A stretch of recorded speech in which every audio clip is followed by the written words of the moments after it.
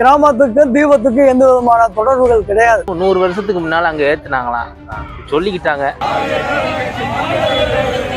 பிரச்சனை எதுக்கு வருது? நாங்களும் சம்மதிக்கிறோம், அவங்களும் சம்மதிக்கிறாங்க. பிரச்சனை எதுக்கு வருது? ஊடால இருக்கிறவங்க தான் பிரச்சனை பண்றாங்க. இந்துவா இருக்கட்டும், முஸ்லீமா இருக்கட்டும், இரு தரப்பினருக்கும் எந்த ஒரு பிரச்சனையும் இது வரைக்கும் கிடையாது. அதை முஸ்லீம் இந்த ஆடு வெட்டுறேன், கிடா வெட்ட முடியும், கோழி வெட்ட முடியும் சொல்லி ஒரு பிரச்சனை உண்டு பண்ணாங்க. அவங்க இதில் ஆரம்பிச்சதுதான் அப்படியே பெருசா ஆகி போய் இது திருப்பூர் ஒரு கிராமத்தை சேர்ந்தது. கிராம மக்கள் ஒன்றுபட்டு ஒற்றுமையாவே இது வரைக்கும் இருந்துகிட்டே இருக்கிறோம். எந்தவித பிரச்சனையும் எங்களுக்குள்ள எதுவுமே கிடையாது. எப்பயும் போல வழக்கம் போல தீபத்தை அறநிலைத்துறை ஏற்றிட்டு போயிருச்சு. அதுவே சால சிறந்ததுதான். மேலே போய் ஏற்றணும் முடியாது, அவசியம் இல்லை.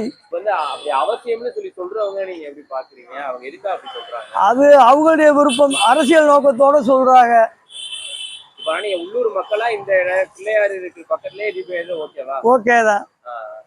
இப்ப அன்னைக்கு எல்லாருமே வந்தாங்க, பிரச்சனை பண்ணாங்களே, அதனால உங்களுக்கு எந்த மாதிரி பாதிப்பு இருந்துச்சு? அதை நீங்க என்ன? அது எங்களுக்கு எந்த தரப்பினரும் பாதிக்கவே இல்லை. எங்களுடைய கிராம பாணியில நாங்க வாழ்ந்துகிட்டு இருக்கிறோம். கிராமத்துக்கும் தீபத்துக்கும் எந்த விதமான தொடர்புகள் கிடையாது. அவங்க வராங்க, ஏத்துறாங்க, போறாங்க.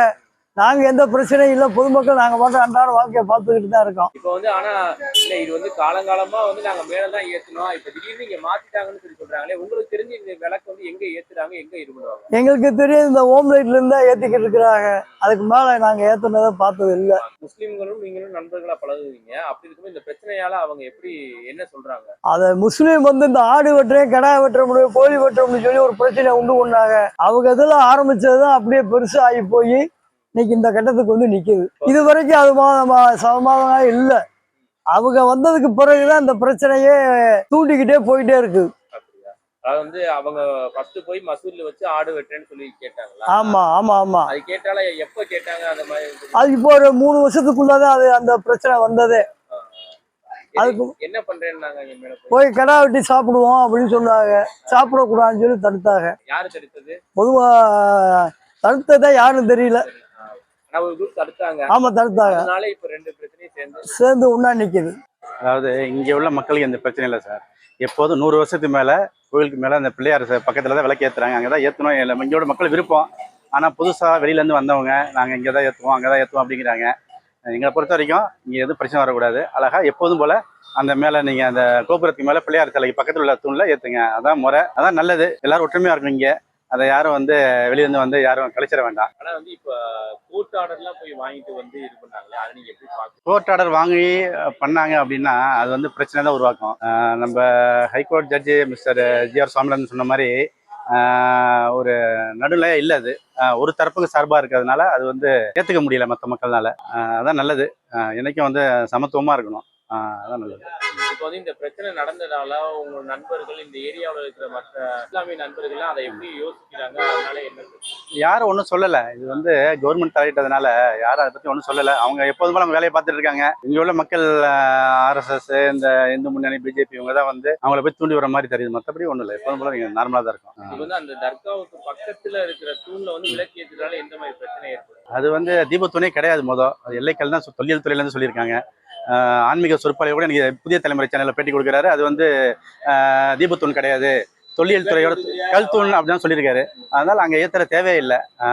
அதாவது ஆரம்பத்தில் பிரிக்கும் போது ஹிந்துக்கு சமயம் பிரிச்சிருக்காங்க, முஸ்லீம் தனியாக பிரிச்சிருக்காங்க. அதுமாதிரி இவங்க பேருனா சமணர், அவங்களுக்கு தனியாக பிரித்து கொடுத்துருக்காங்க.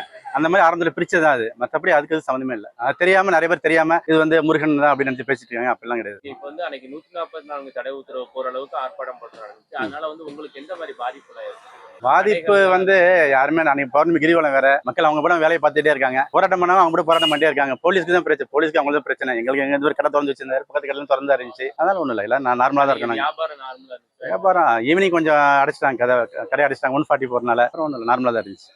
எங்களுக்கு எந்த பிரச்சனையும் கிடையாது. வெளியில இருந்து யாரும் வர வேண்டாம். இங்க உள்ள மக்கள் ஒற்றுமையா இருக்கும், அவ்வளவுதான். ஆனா இப்ப இங்க கார்த்திகை திருநாள் அன்னைக்கு தீபம் ஏத்துறதுல பிரச்சனையாகி இங்க ஆர்ப்பாட்டம் போராட்டம் நடந்துச்சு. அதை நீங்க எப்படி பாக்குறீங்க? நான் எங்க ஏத்துனாலும் பத்தி பிரச்சனை இல்லை. நாங்க ஒற்றுமையா இருக்கோம். அதனால எந்த பிரச்சனையும் எங்களுக்குள்ள இல்லை. நாங்க நல்லா தான் இருக்கோம். அதனால அதை பத்தி நாங்க வருத்தப்படுறது கிடையாது. அது நல்லபடியா ஏறினாலும் பரவாயில்ல, எங்க ஏறினாலும் அவ்வளவுதாங்க. இப்ப இப்ப மேலதான் ஏத்துறதுன்னு சொல்லி இங்க ஆர்ப்பாட்டம் போராட்டம் எல்லாம் பண்ணாங்க. அதனால நீங்க எந்த அளவுக்கு பாதிப்பு? என்ன? எங்களுக்கு எந்த பாதிப்பும் இல்லை. அவங்க ஆர்ப்பாட்டம் அந்த பக்கம்லாம் நாங்கள் தொழில் இங்கே பண்ணிக்கிட்டு தான் இருந்தோம். எங்களுக்கு எந்த பாதிப்பும் இல்லை. போலீஸ் சப்போர்ட் எங்களுக்கு இருந்துச்சு. எந்த டார்ச்சர் பண்ணலை போலீஸ். அதனால நாங்கள் தொழில் பண்ணிட்டு தான் இருந்தோம். எங்களுக்கு எந்த பிரச்சனையும் இல்லை. இப்போ வந்து அங்கதான் மேலதான் ஏத்துறோம்னு சொல்லி சொல்றதோட உள்நோக்கம் என்னவா இருக்கு? அது தெரியலண்ணே, என்னன்னு தெரியல. அது ஏற்றுன்னு நினைக்கிறாங்க. அது ஏறினா ஏற பற்றி பிரச்சனை இல்லை. உங்களுக்கு வந்து இங்கதான் ஏத்தணும் அங்கதான் ஏத்தணும் உங்களோட அது கருத்து இல்லை. எங்கே ஏறினா என்ன, நம்மளுக்கு வந்து பொழப்பு வரணும். இங்கே ஒற்றுமையாக இருக்கணும். தாயா பிள்ளையா பழகி நம்ம தாச்சி இருக்கோம். இங்கே எதுக்கு வேறுபாடு? இங்கே அது வந்து நம்மளுக்கு ஒன்றும் கொடுக்க போகிற கிடையாது. ஓகே. இப்போ வந்து ஆனா தமிழக அரசு வந்து இங்க மசூதிக்கு பக்கத்துல தர்காவுக்கு பக்கத்துல ஏத்துறதுனால பிரச்சனை வரும்னு சொல்லி யோசிக்கிறாங்க. அதை நீங்க எப்படி பாக்குறீங்க? இது வரைக்கும் இங்கே இந்த பிரச்சனை மத பிரச்சனை வந்ததே இல்லை. அதனால நான் அதை பற்றி நினைக்கிறதும் இல்லை. நான் பிறந்து 36 வருஷம் ஆச்சு. எனக்கு தெரிஞ்சது இங்கே தான் தீபம் ஏற்றிருக்காங்க. இந்த ஓம் கிட்ட தான் ஏற்றுவாங்க. இப்போ வந்து மேல ஏத்துறன்னு சொல்லி சொல்றாங்க இல்லையா, அதை நீங்க எப்படி பாக்குறீங்க? அது என்னமோ 100 வருஷத்துக்கு முன்னால் அங்கே ஏற்றுனாங்களாம் சொல்லிக்கிட்டாங்க. எனக்கு தெரிஞ்ச இங்கே தான் ஏற்றிருக்காங்க. எங்க ஏத்துனா நீங்க நல்லதுன்னு நினைக்கிறீங்க? இங்கே தான் ஏற்றுனா நல்லது. மேலையில் ஏற்ற மாட்டாங்க. ஓம் கிட்ட தான் ஏற்றுவாங்க. இப்போ நீங்க இந்த ஏரியாவில் இருக்கீங்க, அப்படி இருக்கும்போது வேற யாரோ வந்து அங்கே ஏத்தணும் இங்கே ஏத்தணும்னு சொல்றாங்க.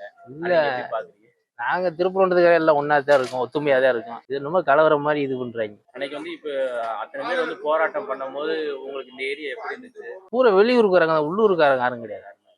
நாங்கள் எல்லாம் ஒன்றாத்தான் ஒத்துமையாக தான் இருக்கும். வெளியூருக்காரங்க தான் வந்து இது பண்ணுறாங்க. இப்போ இந்த வெளியூர்காரங்களாம் வந்து ஆர்ப்பாட்டம் பண்ணனால 140 தடை உத்தரவுலாம் போடுறாங்க.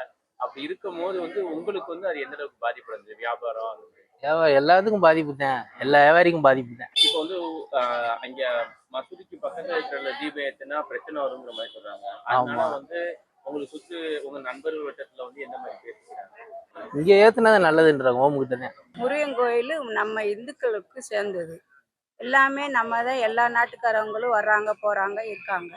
அப்போ தமிழர்களுக்கு சொந்தமான இடத்த வந்து எங்களுக்கு இதே வேணும், நாங்கள் தான் அதிகாரமாக இருப்போம்னு பேசி போராடினாங்க. அந்த போராட்டத்தில் ஜெயிச்சு இப்போ கலெக்டர் உத்தரவில் வந்து நமக்கு தீர்ப்பாகி வந்துருச்சு. அப்போ எங்களை வந்து மேலே மலையில் தீவை ஏற்ற விடணும்ல, ஏன் போராடுறாங்க? அதை வந்து கேட்டுதான் செய்யக்கூடும். அவங்கள தான் தடுக்கணும் அவங்க. ஆமாம், இதுதான். இப்ப வந்து மசூதிக்கு பக்கத்துல வந்து இப்ப விளக்கு ஏத்த போனாங்க, அப்புறம் எதுவும் பிரச்சனை வந்துருங்கிற மாதிரி யோசிக்கிறாங்கல்ல. பிரச்சனை எதுக்கு வருது? நாங்களும் சம்மதிக்கிறோம், அவங்களும் சம்மதிக்கிறாங்க. பிரச்சனை எதுக்கு வருது? ஊடால இருக்கிறவங்க தான் பிரச்சனை பண்றாங்க.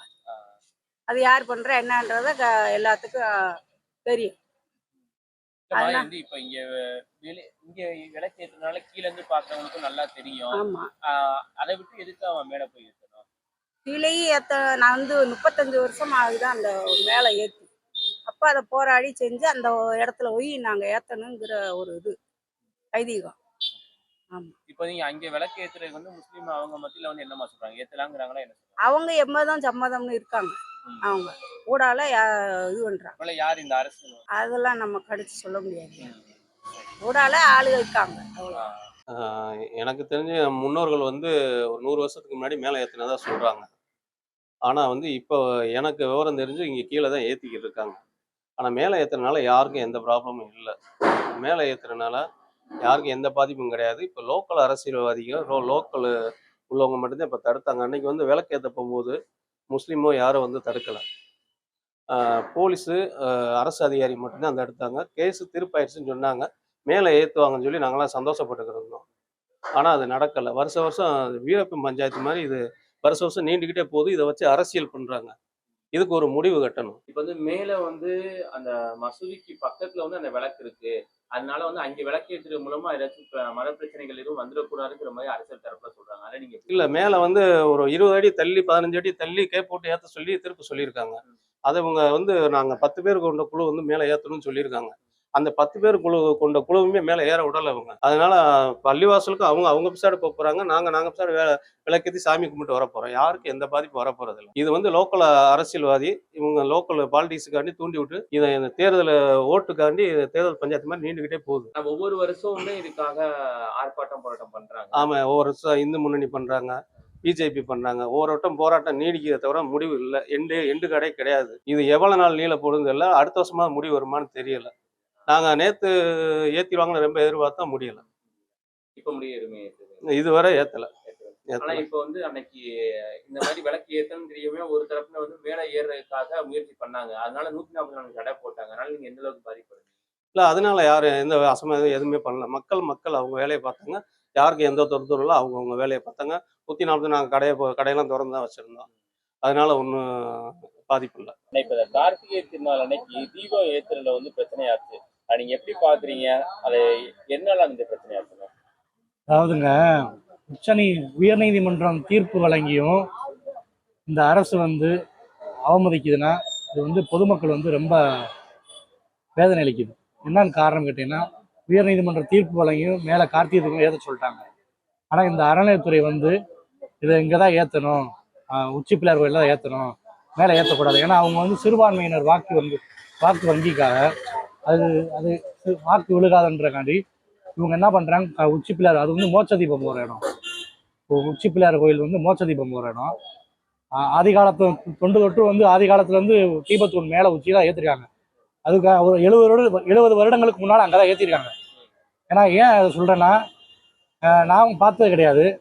இங்கே உள்ள வயதான ஒரு பெரியவர் ஒரு 85 வயசு. அவர்கிட்ட நாங்கள் கேட்குறப்ப அவர் என்ன சொல்கிறாருன்னா, எனக்கு வயசு 85 வயசு, நான் 15 வயசு இருக்கப்போ நான் பார்த்துருக்கேன். 70 வருடங்களுக்கு முன்னால் இந்த கார்த்திகை தீபம் வந்து மேலே உள்ள தீபத்தூரில் தான் போடுவாங்க அப்படின்ற மாதிரி எனக்கு சொன்ன அந்த ஐயா சொல்லி எனக்கு தெரிஞ்சது. ஏன்னா நான் பார்த்தது இல்லையா, நான் என் வயசு வந்து எனக்கு கிடையாது, சின்ன வயசு தான். இன்னொன்று என்னன்னு கேட்டிங்கன்னா, இந்த கல் வந்து இப்போ வந்து இந்த அரசு தரப்பில் வந்து என்ன சொல்கிறாங்கன்னா, சில அரசியல் இது வந்து அரசியல் மோதல் உண்டாயிடுச்சு. இப்போ இந்த ஆளும் தரப்பு என்ன சொல்கிறாங்கன்னா, இது வந்து சர்வே கல்லுன்னு சொல்கிறாங்க. சர்வே கல்லுக்கும் தீபத்தூணுக்கும் வித்தியாசம் தெரிய வேண்டாமா? நான் வந்து சின்ன வயசுல மலைக்கு மேலே அந்த தீபத்தூணில் ஏறி நான் பார்த்துருக்கேன். கிட்டத்தட்ட அது ஒரு 1.5 லிட்டர் எண்ணெய் பிடிக்கிற அளவு அந்த தீபத்தூணு இன்னமும் இருக்குது. அதை வந்து இவங்க சர்வே கல்லுன்னு சொல்கிறாங்க. அது எந்த விதத்தில் நியாயம்ன்ற எனக்கு தெரியல. இன்னொன்று என்னன்னு கேட்டீங்கன்னா, கோர்ட்டு தீர்ப்பு வழங்கியும் இந்த அரசு சார்ந்த துறையில் இருக்கவங்க, இது மாவட்ட ஆட்சி தலைவராக இருக்கட்டும், காவல்துறையாக இருக்கட்டும், இவங்க வந்து அரசுக்கு செவிசாச்சு அரசு என்ன சொல்கிறாங்களோ அதன் அடிப்படையாக தான் நடக்கிறாங்களே தவிர கோர்ட்டை வந்து இவங்க அவமதிச்சுட்டாங்க. நீதிபதி உத்தரவை வந்து இவங்க மீறி இருக்காங்க. அது வந்து நீதியரசர் ஐயா ஜி.ஆர். சுவாமிநாதன் தான் அவங்களுக்கு வந்து என்ன பாடம்ன்றது அவங்க தான் அது போட்டாங்க. ஆனா இப்ப வந்து இந்த விளக்கு ஏற்றதுக்காக நடந்த ஆர்ப்பாட்டத்தால மக்கள் பாதிப்படைஞ்சிருக்காங்களா? அதை நீங்க எப்படி பாக்குறீங்க? பெரிதளவு மக்கள் பாதிக்கப்பட்டிருக்காங்க. அதில் என்னமோ ஏதோ கலவராயிருமோ இதாயிருமோ அப்படின்றது ரொம்ப பெரிதளவு பாதிக்கப்பட்டிருக்காங்க. கடையோரங்களாம் அன்றைக்கு கடையெல்லாம் வந்து இந்த பகுதி எந்த ஒரு வியாபாரம் கிடையாது, எந்த ஒரு இதுவுமே கிடையாது. இன்னொன்று கேட்டிங்கன்னா, இந்த லோக்கலில் வந்து யாருக்கும் இந்துவாக இருக்கட்டும் முஸ்லீமாக இருக்கட்டும் இரு தரப்பினருக்கும் எந்த ஒரு பிரச்சனையும் இது வரைக்கும் கிடையாது. இதில் வந்து அரசியல் தான் பண்ணுறாங்களே தவிர எந்த ஒரு இதுவுமே கிடையாது. இப்போ வந்து அங்கே விளக்கு ஏற்றுற வந்து வேணாம்னு அவங்க சொல்றதுக்கு வேற என்ன காரணங்கள் பாக்குறீங்க? அங்கே மேலே ஏற்றுறதுக்கு 70 ஆண்டுகளுக்கு முன்பாக தீபம் ஏற்றிருக்காங்க. இப்போ என்ன சொல்கிறாங்க, இப்போ வந்து இந்து அமைப்பை சேர்ந்தவர் ராம ரவிக்குமார், அவர் வந்து கடந்த 30 ஆண்டு காலமாக ஹைகோர்ட்டை நாடி அவர் வந்து இன்னைக்கு தீர்ப்பு வாங்கியிருக்காரு. அதன் அடிப்படையில் இந்த ஊரில் வந்து யாருமே இது வரைக்கும் இந்த முயற்சி எடுக்கலை. இதுக்கு முன்னால் இப்போ நடைமுறையில் வந்து கார்த்திகை தீபம் வந்து மோட்ச தீபம் ஏற்றுற இடத்துல தான் ஏற்றிக்கிட்டு இருக்காங்க. இப்போ அவர் ராம ரவிக்குமார் அந்த தீர்ப்பு நல்ல ஒரு தீர்ப்பு வாங்கிட்டு வந்திருக்காரு. அதன் அடிப்படையில் இன்றைக்கு ஊர் பொதுமக்கள், இன்றைக்கு ஊரோட அனைத்து சமுதாய பொதுமக்களும் எல்லாம் என்ன சொல்கிறாங்கன்னா, மேலே பழைய 70 ஆண்டு காலம் முன்பாக எப்படி நடைமுறை இருந்துச்சோ அதை பழைய பாரம்பரியத்தை பின்பற்றணும் அப்படின்றது தான் எல்லா மக்களுடைய கோரிக்கையாக இருக்குது.